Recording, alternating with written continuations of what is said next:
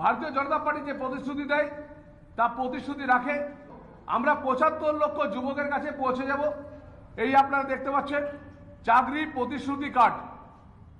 আমরা পশ্চিমবাংলায় আগামী ৫ বছরে ৭৫ লক্ষ যুবকের কাছে চাকরির প্রতিশ্রুতি কার্ড দিয়ে আমরা সংযোগ স্থাপন করব এবং নিশ্চিতভাবে সরকারি এবং বেসরকারিভাবে পশ্চিমবাংলায় প্রত্যেকটা বাড়ি বাড়ি আমরা কাজের সন্ধান দিতে পারবো এবং কাজ করে দিতে পারবো।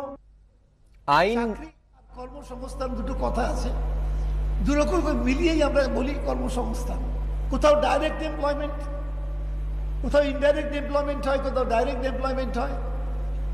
কিন্তু আমাদের রাজ্যে আমাদের মুখ্যমন্ত্রী মমতা বন্দ্যোপাধ্যায় সরাসরি ১ কোটি মানুষের ১ কোটিরও বেশি মানুষের কর্মসংস্থান করেছেন।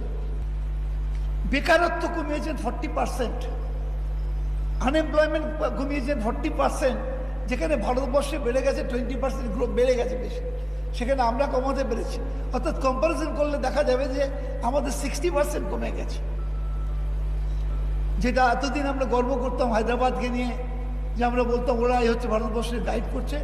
আমরা আপনাদের বলছি আমাদের যে কর্মসংস্থান হবে এই আইটি সেক্টরের ওপরেতে, সেটা বোধহয় আমার ধারণা হায়দ্রাবাদকেও ছাড়িয়ে যাবে, হায়দ্রাবাদকেও ছাড়িয়ে যাবে, ব্যাঙ্গালোরকেও ছাড়িয়ে যাবে।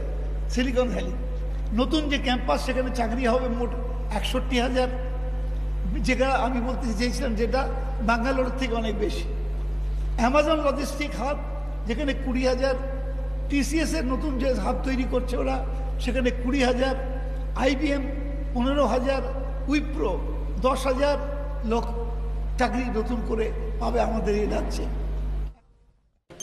স্যার ৭টায় বেরিয়ে যাবে। ৭টায়? কোথায় যাবে? দার্জিলিং। কদিনের জন্য? দিন নয় স্যার, ঘন্টা।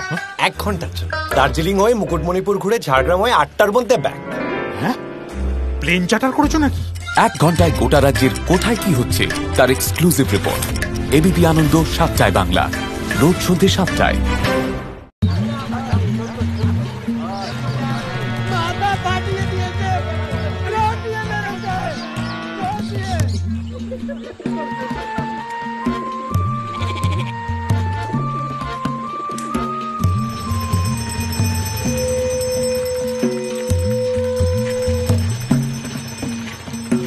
বলে দিলাম, আমরা কিন্তু ছেড়ে কথা বলবো না।